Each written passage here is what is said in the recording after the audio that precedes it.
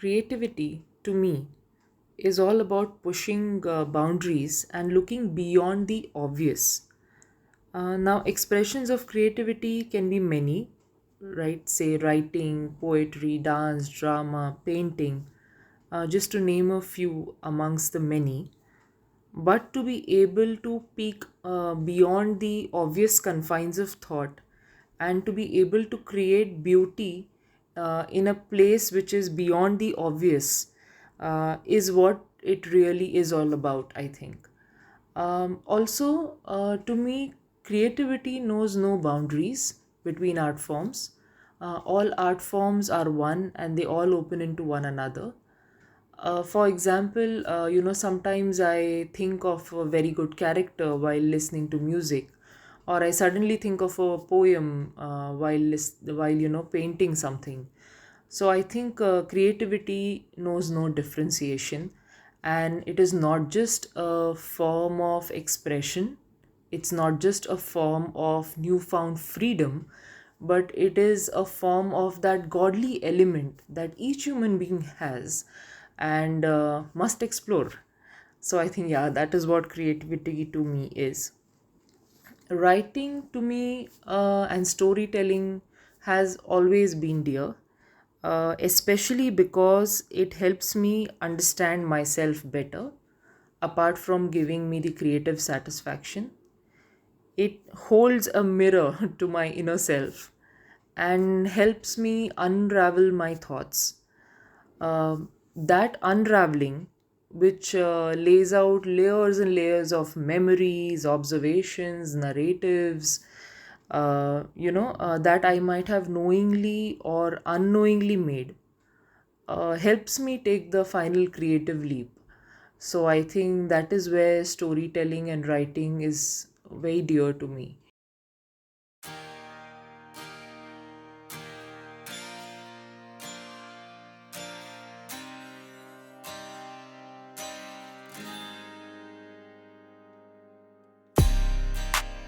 Hey everyone, welcome to the Closet Writer Chronicles. I'm your host Sangeeta, aka the Moody Marshmallow. You just heard our guest for today, Shivangi Patankar. Shivangi is a writer having worked in content writing and animation scripting in the edu-tech space. She is currently working on a picture book for children. Before all this, she has been a Spanish instructor, worked in retail, and has been a student of zoology. Tune in to hear about her journey. Hey everyone, welcome back to the Closet Writer Chronicles. This week I have with me Shivangi Patankar. Welcome to the show, Shivangi. It's so good to have you here. Thank you. Thank you. So, just to sort of start off, the first thing I want to ask you is what is your earliest memory of being creative and when did you realize you enjoyed writing? Actually, my earliest memory of being creative is when I used to learn dancing. I started Bharatnatyam at an early age, and that led to my creative streak being, ignited. Slowly over the years, as I was in grade 4 and 5, I got into reading, and I realized that there were so many perspectives to things happening around me, and I wanted to jot down my own little notes and things in my diary, that I started writing, and I didn't even realize that I had started the process of writing and penning down my thoughts. So yeah, that's when it all started.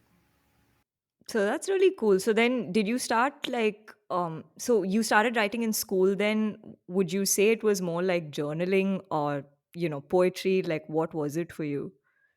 Yeah, it was more like journaling. It was more like a lot of thoughts in my mind, and I needed to clear them out at some point. Later in school, when I was in grade 7 or so, my school had a very good process. They used to take us for treks to Himalayan ranges every summer. And when I started traveling, yeah, when I started traveling with my school to places like Kulu Manali, Leh Ladakh, to countries like Malaysia, Sri Lanka, all at a young age, between I think 7 to 10 standard. It gave me a wider perspective. It gave me a big canvas, and that's when I started writing travel diary, more of journaling, more of point making, more of perspective shifting. In the sense, when I used to sit down and write in my room, there was a certain way I was thinking. But I realized that when we climbed the mountains and when we reached at the top and we looked down, things seemed so trivial, the quarrels, the small things that we have in our daily life.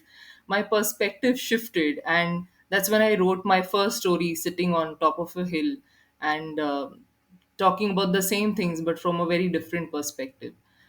So I think, yeah, it was more of journaling and travel writing and things like that.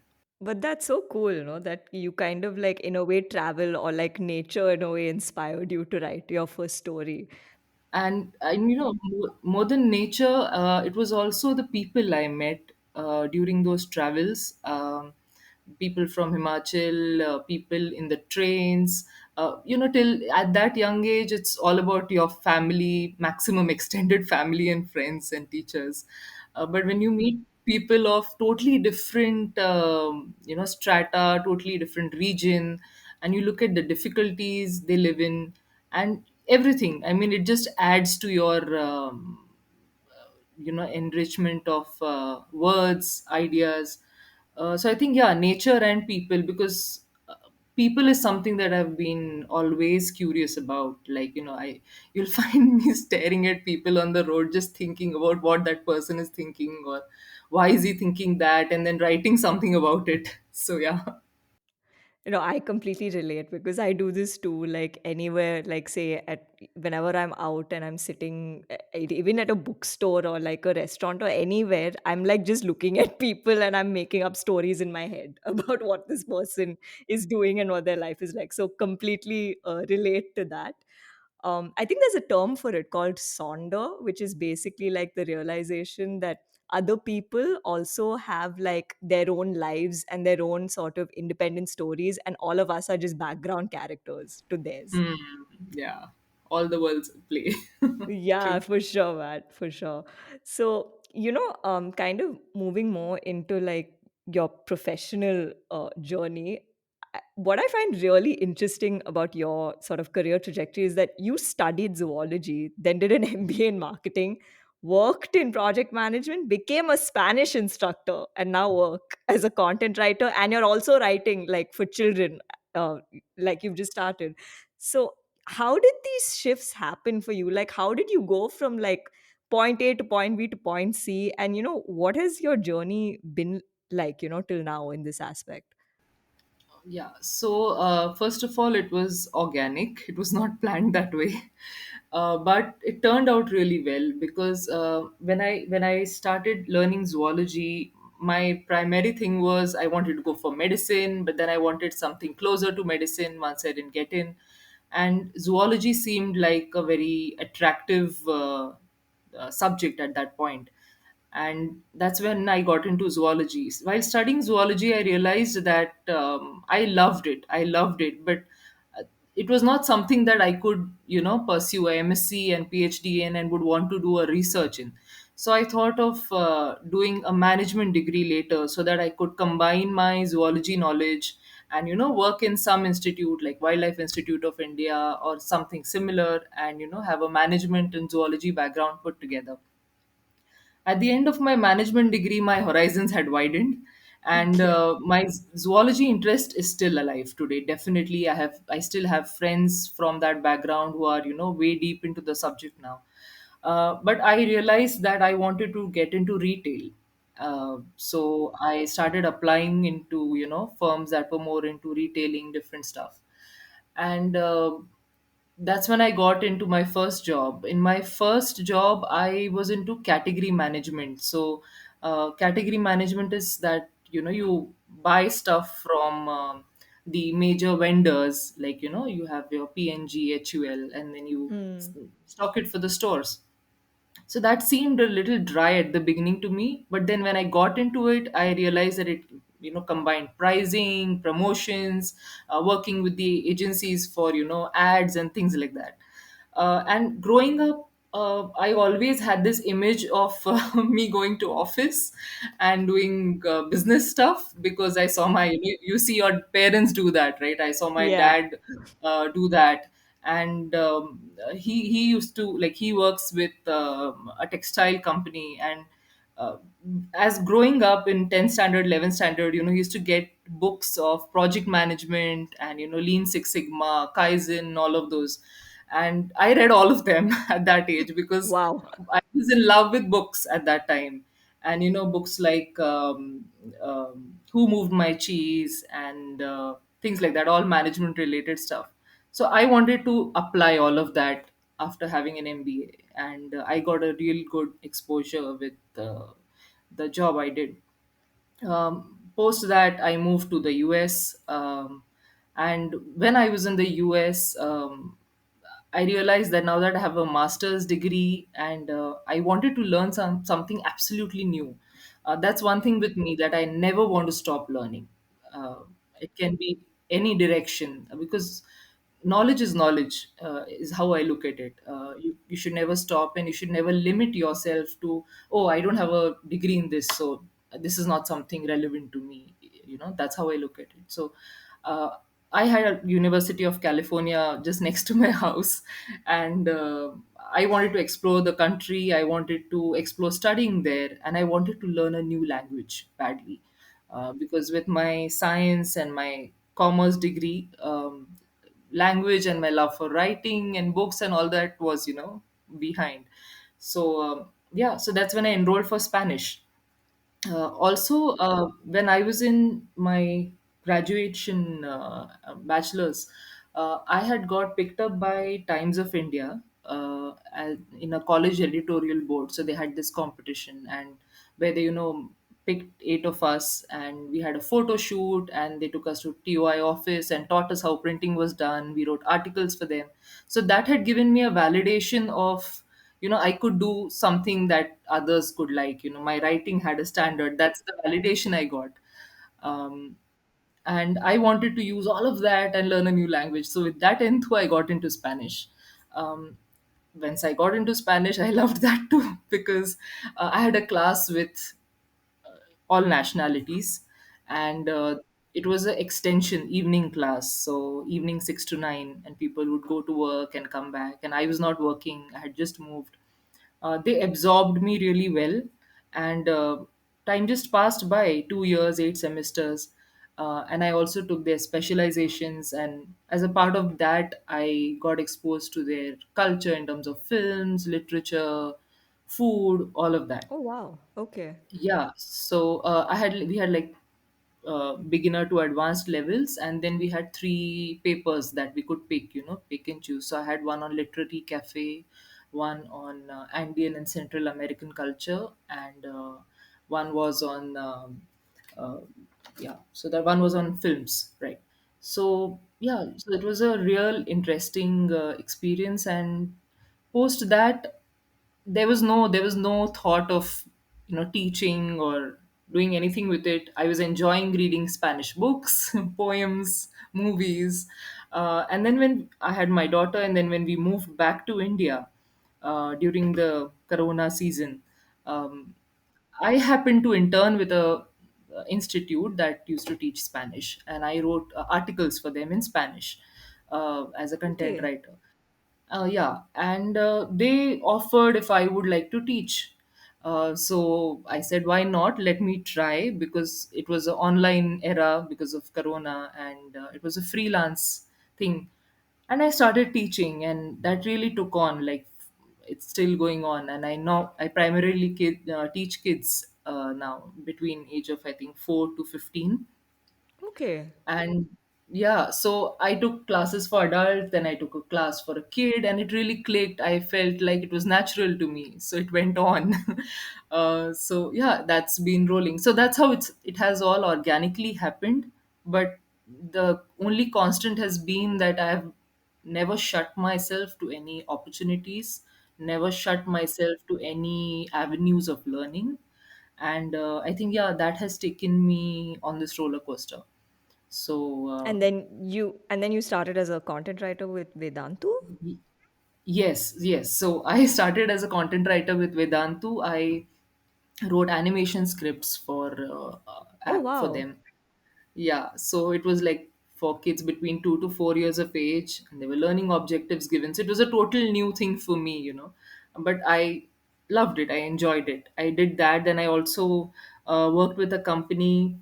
They had a merger going on with another Madrid-based firm, and they wanted somebody to translate, do the translation of MOMs and things like that, and attend their account meetings. So I worked with them for a short time, like the time that they had their merger on. And I'm currently working on a book, children's book, and applying to various places and working at some as a content writer. So yeah, doing that, juggling all of that. But that's So so no, but that's so cool to even just hear, like like from where to where, like you've started and kind of gone through and now like what you're doing. It's crazy. And the fact that, but what I love about, like what you even, how you spoke about your journey is that there's like optimism. I feel like you're very open to sort of experimenting and trying new things and, kind of making the most of what you can with, whatever it is you're trying, which I think is really cool. And I think that's a big lesson for everyone in life, especially given how unpredictable today life is, to just kind of keep yourself open to things and, experiences and I think opportunities to learn, like you said.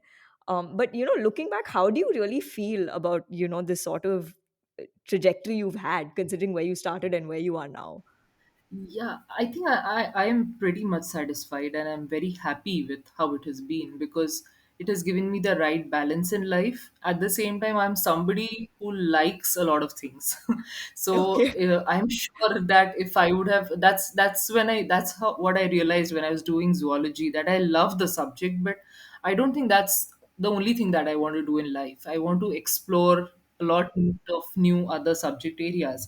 Like I remember when I was in grade 12th, and I still, I have a thing for Indian military, and I love being. So I was giving entrance exams for medicine in Indian Army. So it's Oh, been so wow. damn varied. so. So I'm really happy. I'm really happy, and I want to keep trying um, to like get to places in terms of my career, in terms of my experience, and have more touch points in life, basically.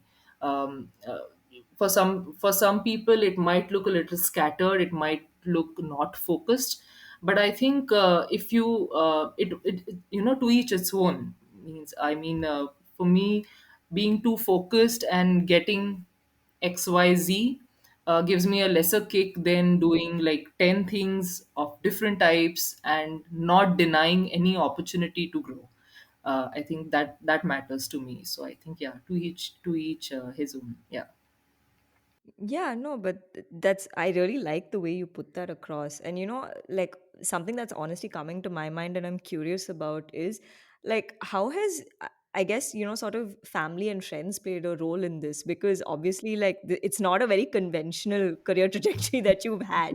So, like, how have they, no, because I'm really curious, like, were there times where they were like, okay, Shivangi, we need to sit and talk, like, what's going on? Or were they like, yeah, go for it, go do what you think feels right? So I'm just Yeah. curious. And also, Fortunately, no, and also, I think just to add, like, you got married, you have a kid. So, like, it's a lot of life changes. So I'm just wondering how that kind of fit in, with your sort of decisions with professionally, like what you wanted to do. yeah. Yeah, fortunately, I've been like my family before marriage, my parents, my brother, and now my husband's family, they've been really supportive of my constant learning endeavor. Um, Thankfully, I'm not around people who would just want an end result and not bother about the learning curve. Having said that, I also, was quite flexible, and that has helped me in a way that when I was working with the retail firm, and I got promoted the day I decided to get married and Oh, move wow. abroad, leaving my job. Yeah, and they gave me a letter saying, we wanted to promote her to manager, but she's moving abroad, she's getting married, and yeah. So. I didn't think twice before doing that, because I realized that what mattered in my personal life was the right person and the right time.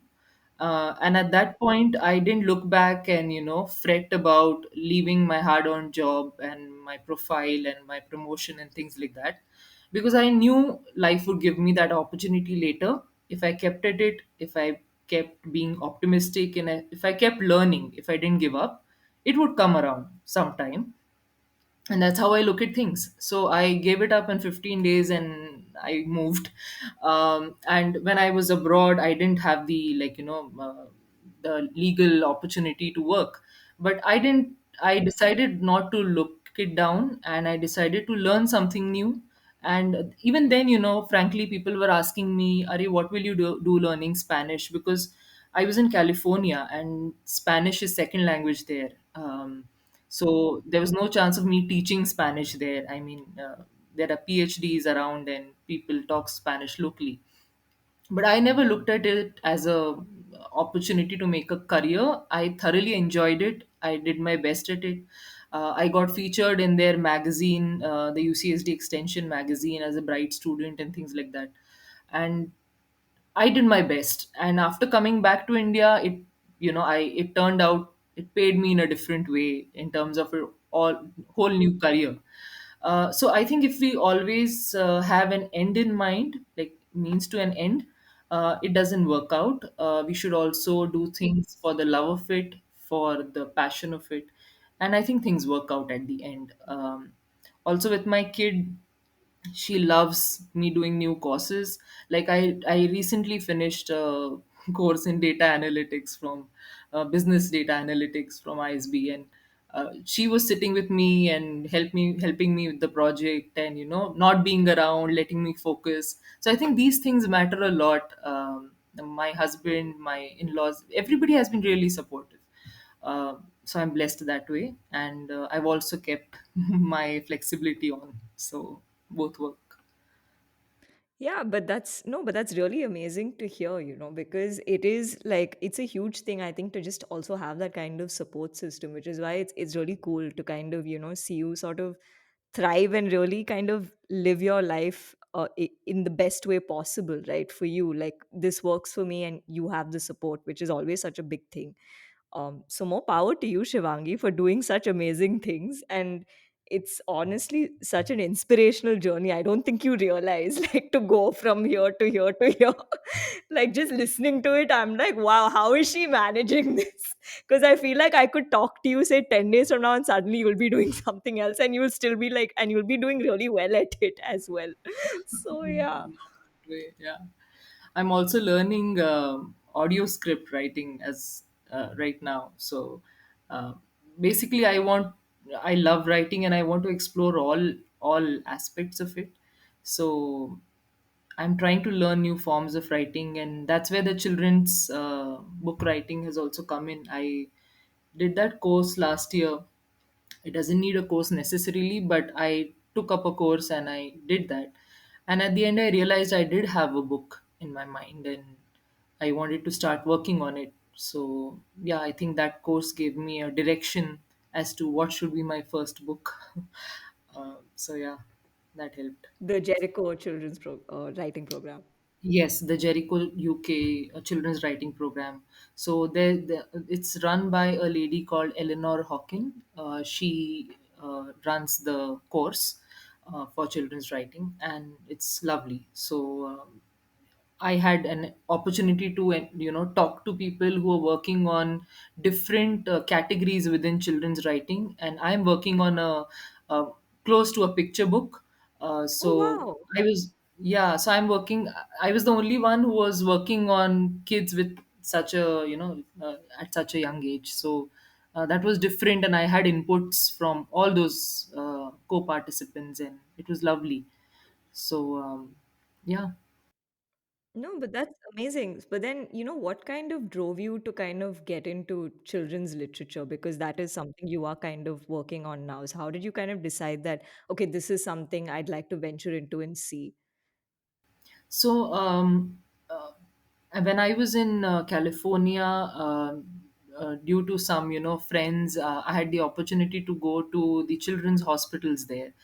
And when I went to those wards, I saw kids as young as few months to 2 years, 3 years, pre-read stage.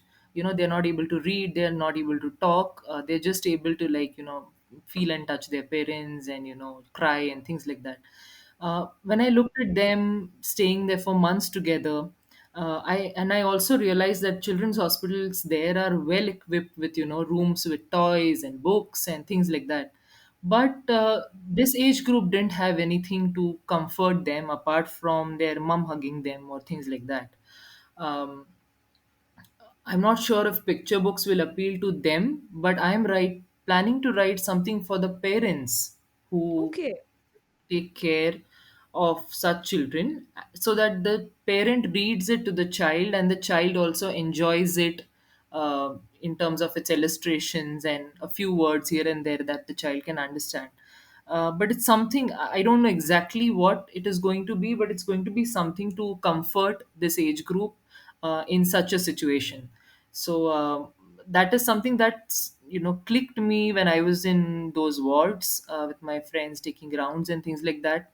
And I didn't know if I would ever write a book like that or what it would be. But when I joined this course, they asked us to channelize thoughts and think about what we really wanted to write. And I realized that there are a lot of books in other categories for children. I mean, it's a big category, big genres, and many things around. But such books are far and few, and they're needed, especially in our country. Where there all children's hospitals might not have such extensive wards, they might not have dedicated libraries for such wards. So I want to write in this field for now, and then probably at the beginning, not sell them, just make them reach the right audience, and then let's see. So yeah, that's my plan. Oh, that's amazing. Like, would you say that maybe even is your daughter also a reader? Is she Yes, also, would yes, you say, a yes. part of your journey in terms of getting into children's writing? Not really.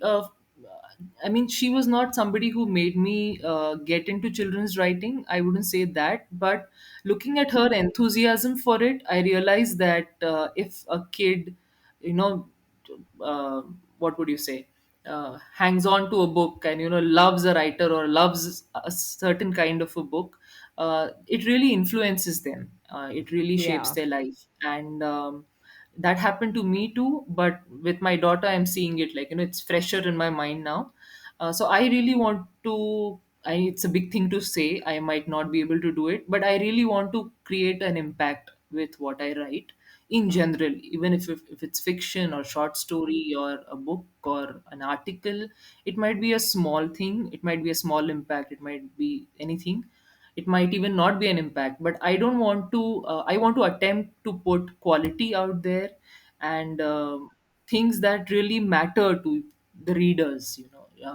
They might be children or adults. I somehow don't want to put out things that don't really matter and they just read and discard it. Having said that, it's not like I would, I'm a great writer or anything, but I want to write stories that matter to people. Yeah, so that is something that I'm clear about. No, that's amazing. And, hopefully we will manifest all of this into the universe right now. As I Yeah, always yeah. say on this show, I always tell my guests, it's okay, just put out whatever it is you want. Let's just manifest and see, right? Because you never Yes, know what might I hope happen. so. I hope so. Fingers So crossed, yes, Sangeeta. yes, fingers crossed for sure. But yeah, kind of going back to you and learning Spanish and sort of being an instructor. What has learning a foreign language done for you in a sort of creative sense? And do you see, and I know you have written, things in Spanish, but do you see yourself even writing stories in Spanish later on? Yes, I do, but I think that will take quite some time because I still have a lot of reading to do in Spanish. I've just read a few books, and I think reading helps when you think of writing something. So you have to read a lot before you can even attempt writing. So I'm getting there, but that's not my aim as of now. I might do it someday. Right now, I want to absorb as much as possible in terms of their literature. Um, I did get introduction to a few poets and writers like Gabriel Garcia Marquez and Pablo Neruda and people like that. And we studied them academically because it was a part of my course in literary cafe. But I want to get beyond that and understand from where they wrote, where they came from when they wrote a certain piece. And I think when I get to that level of understanding is when I can even think of writing something in Spanish in terms of literature, like a story or things like that. Also, learning a foreign language has been lovely in the sense it made me feel at home. First of all, when I was in California and people around would talk Spanish, not that I felt alien, but I felt like I wanted to understand what they were saying. So when I learned preliminary Spanish, I started feeling at home. I felt as if I got the vibe of the place. You know what I'm saying? You get the vibe of the local people and the local culture, apart from the normal English that we have. And it also helped me widen, as any foreign language does, my thoughts in terms of we perceive certain kind of we perceive certain countries, perceive certain communities in a certain way, but when we learn more about them is when we respect them more, is when we understand them more, and then you start seeing how similar they are to how we are, Hmm. I started building all those threads when I like weaving all those threads when I was learning Spanish. Oh, they have big families like us. Oh, they have certain festivals, certain kind of food items. Yeah, so that it opened the world for me, I would say. Also, learning in a class where everybody else had heard Spanish, and my only exposure to Spanish was Ricky Martin and Shakira songs. Uh, Yeah. I was a complete blank slate, but the way they taught us, the interactions, and the way they took me from one level to level 9, all that gave me immense respect for the university, for the way they teach, uh, the way my classmates absorbed, each other's culture. And there was one lady who would bring all the food items that we would be taught. She would make all that at home and get it to the class. Oh, And wow. yeah, she was from Alaska. And so there was one South African guy, and he had also never heard Spanish. And he would ask me about my culture, and I was a newly married girl at that time. And I had come from an arranged marriage, so they were all really curious about how that worked. And they wanted to see all my Indian wedding pictures. Apart from that, when I did the course on films, we all had to talk about a film, and I gave a presentation on Zindagi Na Milegi Dobara. Oh, wow. because Okay. because I wanted them to understand Spanish in our movies and things like that, the influence of Spanish in our movies. Though Goa has a lot of Hispanic Spanish influence, and in other pockets elsewhere, but this was a mainstream movie, and they were stunned that it has been shot in Spain. And yeah, the actors look so good. And they had certain perceptions of how Indian actors would look and talk. So starting from there, a lot of barriers broken. So it was lovely. Yeah. Zindagi Na Milegi Dobara is a great film, also, just to, put Yes. that in perspective. It really Yes, is. So, yeah, I know. If I don't know if Zoya Akhtar would ever listen to this, but I wrote to her one way on Facebook that oh, evening after I wow. presented. Yeah, I messaged her and I told her, I've done this, and presented, and people loved it, and this is what they thought about your film. And yeah, it was one way, but I did, write that because I felt like sharing it with her. It was such a lovely experience, the way they reacted to it. And I also made a lot of lifetime friends in that course. A few of the teachers are now my lifetime friends. Few of my classmates are, and like they were varied people. Like one lady was PhD in Greek and Latin, and she used to Wow. teach in Chicago. And this she was learning this post retirement, so she would tell us about Greek and Latin after classes, and yeah, yeah, it was lovely. That's so cool. That's really amazing. And also manifesting to the universe that Zoya Akhtar sees this message and Mm. also lands up listening to this podcast, this particular episode. Oh my god. But no, it's really amazing to kind of hear that. And because right now even just regional language and other language stories are really also like kind of like picking up and doing so well. So there's definitely a space in terms of say translated work as well. So it would be really cool. I won't be surprised if sometime from now, Shivangi, I see you like translating work from Spanish or translating work to Spanish and seeing your name on the cover of a book saying translated by Oh, Shivangi Patankar. let's manifest that too. Yeah, we're manifesting a lot of things because why not? But no, I really can see that space, for so many people. And especially since Spanish has become like such a strong suit for you as well. And there is clearly a very emotional connect you have with the language as well, which always, I think, adds, right, to anything. But yeah, speaking of stories, what are some of your favorite stories, just in terms of things that have really stayed with you or impacted you or inspired you? These can be books, films, TV shows, absolutely anything. And do you have any favorite writers? Okay, yeah. So I love, I would tell you in a chronology. Growing Yeah, up, sure. I first fell in love with Mark Twain, with all Tom Sawyer and Okay. Huckleberry, all of those classics. I also loved a book called Heidi. I don't know if, I'm not sure if you Yeah, must have read yes, I by love that Johannes book. Yeah. Hyrie. Yeah, so that Yeah. was something that stayed with me as a young girl. I loved R.K. Narayanan's work in terms of Malgudi Days and uh, that. Uh, there are a few other books that stayed with me. As I told you, as I was growing up, I was reading books from my dad's closet, and Dale Carnegie's How to Win Friends and Influence People. Oh wow, Um, okay. yeah, and Ayn Rand, Atlas Shrugged, is other two books that stayed with me. In terms of Ayn Rand has a very strong lady protagonist, and that's when I felt like women have a place in world, and those kind of thoughts. I was in, I think, grade 9, but that gave me a confidence that that the lady in the book runs a railroad back in 1920s 30s, and she takes all the decisions, and lady of steel, you might say. And that gave me the first taste of ambition, so that stayed with me.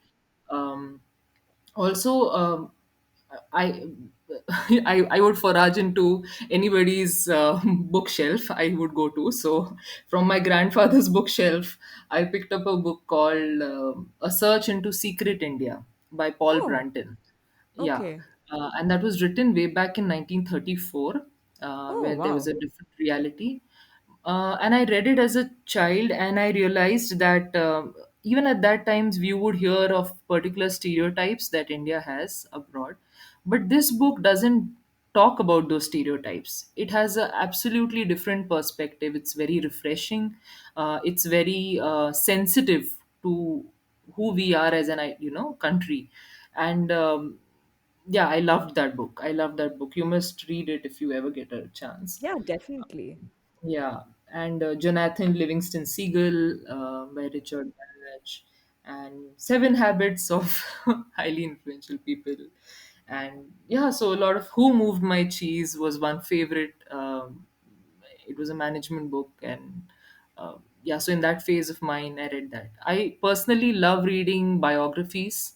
Um, right from Queen Elizabeth to Hitler to Benazir Bhutto to Andre Agassi to Losing My Virginity by Richard Branson, about Yeah. how he developed the Virgin Empire. Yeah. So I read all of these, and I think they have shaped me in a way in terms of generating my interest in people. Also, what stayed with me were a lot of stories that my mother told me as I grew up, because my mother loved listening to interviews like the one we are doing, and loved reading books, and she would make it a point to tell me all of that in between, my studies and when I'm watching TV or anything of that sort. And I kind of absorbed all of that growing up, and those stories have stayed with me. Also, she grew up in a different state. I mean, she grew up in Madhya Pradesh, and her father would get transferred every 2 years. My father grew up in Gujarat, and I grew up partially in Gujarat, then Maharashtra, then I was in Malaysia for a few years. And so, growing up, my mother told me stories of the 20 different schools that she moved, like once every 2 years, and the four universities that she went to. And right from the areas which are called Bastar, where they wouldn't have any uniform, and there would be snakes hanging from the roof of the school classroom, Oh, wow. to after 2 years they would go to a place that would be a major city, and there'll be a cultural shock, and how they would adjust to that. So she had a lot of such stories, and they were all real. So I think I picked up a lot from that, and they stayed with me more than anything. Also, if I talk about a few shows, then shows would be, there's this Turkish show called, it's a historical fiction called Magnificent Century. So, Muhtazem Yüzel, it's called. It's available, I think, on YouTube too. So it's about this Ottoman Empire, right from the beginning to the end, and it's very refreshing in terms of giving you a historical background of how 14th and 15th centuries were for the rest of the world, apart from what we know about India, the Mughals, and all of that. And it has everything from details about slave trade to queens to how coffee was first introduced outside Africa. Apparently, it was first consumed in Turkey, and the queen loved it. And so, a few facts there, but a lot of historical fiction and a grand show. Um, Also, one book that I'm currently reading, it's called Katha Sarita Sagara by Somdev. It's like the father and mother, it's like the parents of Panchatantra, but Oh, okay.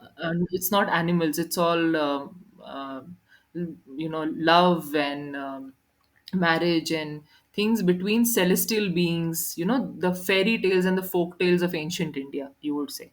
So it was first written down, I think, in first century CE in some unknown language, and then it was again reworked in 11th century AD, and now it has been translated into English from Sanskrit by many people. But it has the origins of a lot of stories that we hear, from our grannies and things like that, and you'll be able to link, oh, this story is a part of that. Oh, so this celestial being is this. So it's not gods, it's all demigods, and all those kind of creatures, and it's one story that leads to other, like the Arabian Nights, one Oh, after the wow. other, Okay. woven into one another. So yeah, that is something. Yeah, I could go on, but yeah. Uh, so yeah, also a lot of books that I got introduced to while in the US. They have huge literature sections, and I loved the magazines that were there. Um, literary short stories, and like the Granta, the writer, Glimmer Train, and I would just sit there and read them and buy them, and things like that. So yeah, that phase helped me a lot with my Spanish going on one side, and knowing that there's such a lot of value and respect and such a lot going on in that field, literature and writing and new writing. um, yeah, so Yeah. yeah, a lot of No, but things. that's no, but that's amazing, and I love that list of like recommendations. There are a lot of I think books from there which I want to like check out. So thank you so much for sharing that. But something you mentioned which I found interesting is that, you said that, your mother sort of moved around a lot. And even, just coming to like yourself, that you mentioned that even you moved around a bit, while growing up. And then, of course, like, you moved to the US after marriage and then you came back. So then I want to ask you, like, what is sort of, I guess, in a way, identity been like for you in terms of, I guess, belonging to a place? Because when you kind of tend to move around this much and you have obviously significant things happening in your life, whichever way, there is a sort of, I think, it almost becomes like a third culture kid situation also, where you're like, okay, I resonate with this, but I also resonate with that, and it kind of forms a whole new dynamic for yourself, right, in terms of culture. So, what has that been like for you? That I wouldn't say that has been really smooth. That has been traumatic at times. That has been great at times. More so in childhood, because you have your set of friends, you have your school and everything, and then suddenly it changes. Having said that, because I was listening to my mom's stories when I was growing up, I always realized that okay, I'm moving after 5 years. She would move like every 2 years, so Oh, mine is wow. better. And growing their generation, they didn't have like telephones at that time. They just came in by the time she graduated. So a lot of her friends from childhood, she's missed out on meeting them ever again or writing to them, unless she visits that town again. And girls, most of them are married elsewhere.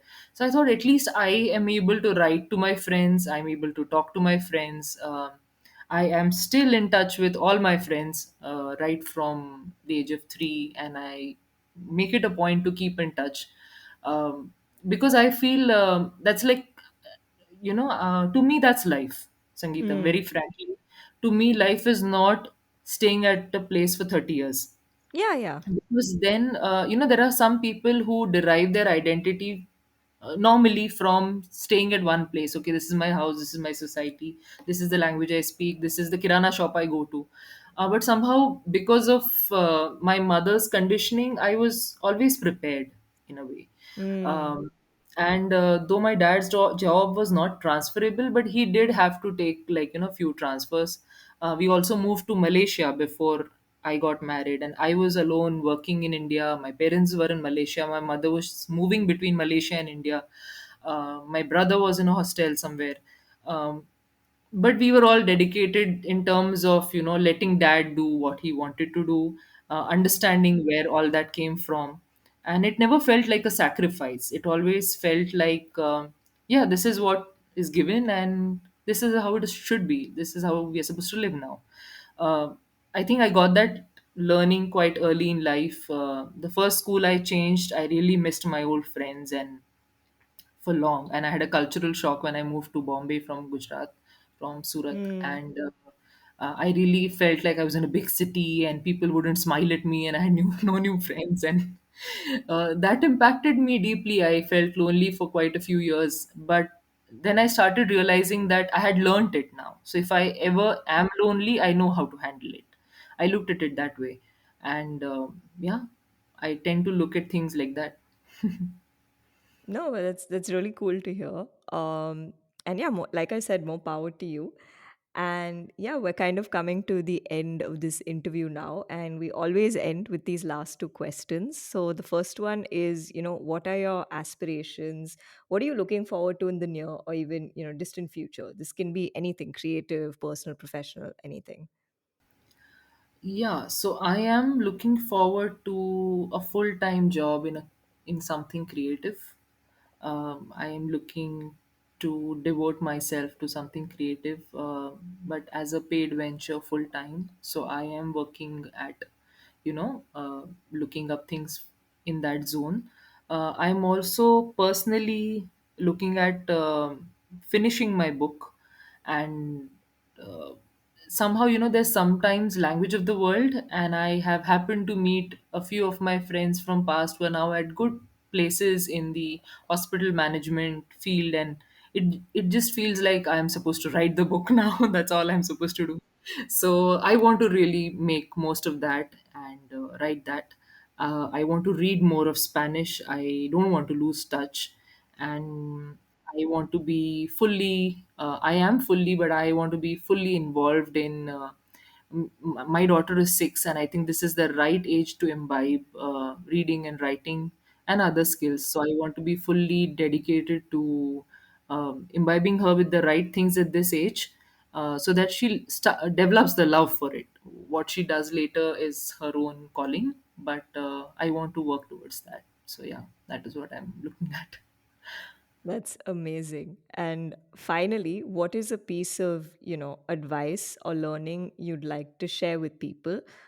Again, this can be personal, professional, something you've just kind of experienced yourself in life and you wish that more people were aware of.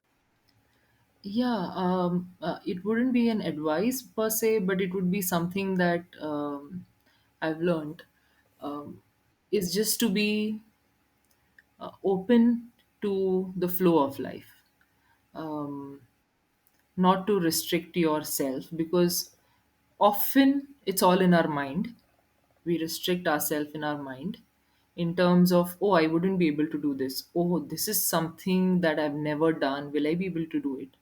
Don't question yourself. If you think you like it, just put yourself in it, and it might lead to something. It might even not lead to something, but you never know where that knowledge comes handy.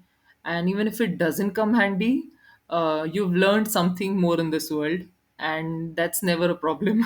So I think I often come across people, around me, in terms of friends and people I know. They look at getting something tangible out of everything that they do. We often, in creative field, we don't get to do that. We wouldn't have a big payout, or we wouldn't have a big book published at the end of every writing endeavor we do, but we do it for the love of it. I think that should be applied to other areas of life too, and I think life becomes simpler. Simpler is what I would say. Yeah. So yeah. No, that's amazing. And I really do agree also with that, with what you just shared, because I think even I relate in terms of my own sort of personal journey. I feel like I've been through quite a few things where I completely agree. I think just be open to flowing with life and be open to learning, right? And growing and sort of absorbing life for what it is. So yeah, on that lovely note, we have now come to the end of this interview. Thank you so much for being here, Shivangi. It was lovely talking to you. I hope you had fun. Yeah, I loved it, Sangeeta.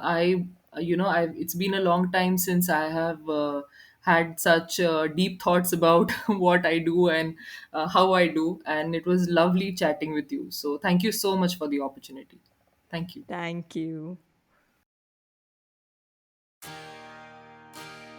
So that was my conversation with Shivangi Patankar. That was such a lovely chat, and I really gained some new perspectives on life and creativity. Ending the episode with a few pieces written and narrated by Shivangi. I hope you enjoyed the show, and I'll see you next week with a new guest and a new chronicle to share. Talk soon! So today I'm going to read from three of my unpublished pieces. The first one is a poem that I wrote when I was coming out of a long drawn writer's block. And one of my dear friends had suggested that we write with each other, give each other prompts, and help each other out of our writer's blocks. So, yeah, once I came out of it, I felt liberated, and I felt really happy to be back. So that's when I wrote this down. Let me smile today and free myself. Give myself the liberty to be joyful.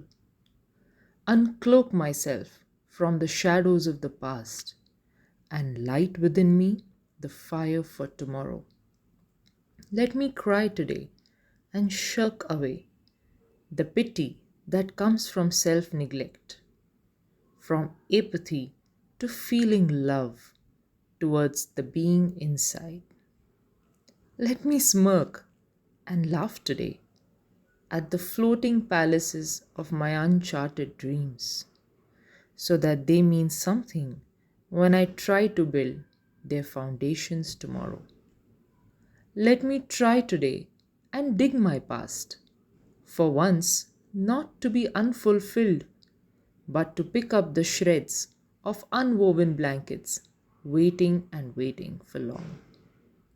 To not cry over them, but to get over them, to not wish them away, but put them in perspective, so that they teach me how I look at them when I look at them in my future.